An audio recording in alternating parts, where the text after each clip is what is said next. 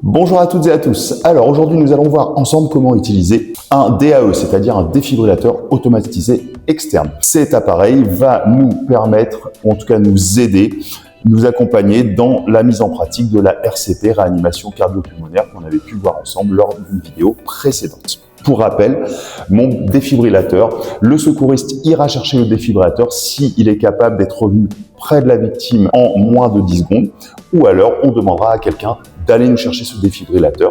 Et dès que le défibrillateur arrivera près de nous, on arrêtera tous nos gestes de RCP pour l'installer, lui, en priorité.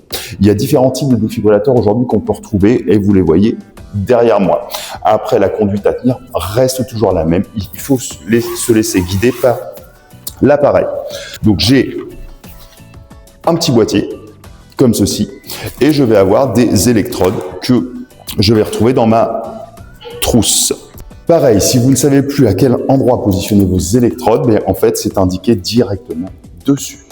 Il faut savoir que dans certains types de défibrillateurs, on peut avoir aussi d'autres types d'électrodes, c'est-à-dire des électrodes plus petits, qu'on appelle électrodes pédiatriques, dont lesquelles on va se servir principalement pour les enfants et le nourrisson. Je vais commencer par installer mes électrodes. Je regarde le positionnement de mes électrodes. Je vais commencer à mettre ma première électrode sur ma victime, puis la seconde.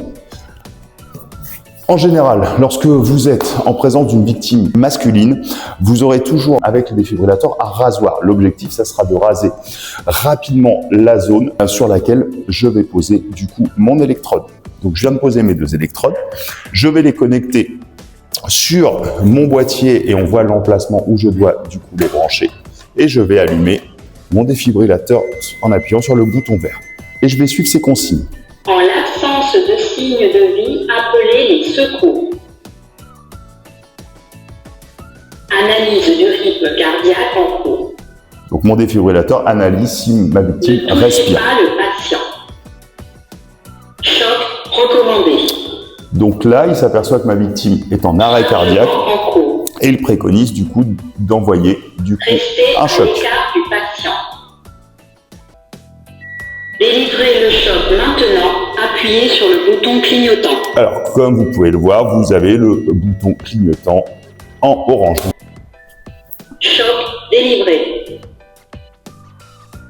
Commencez le massage cardiaque. Donc le choc a été délivré auprès de ma victime et je vais reprendre ma RCP comme je l'avais fait dans le protocole qu'on avait vu.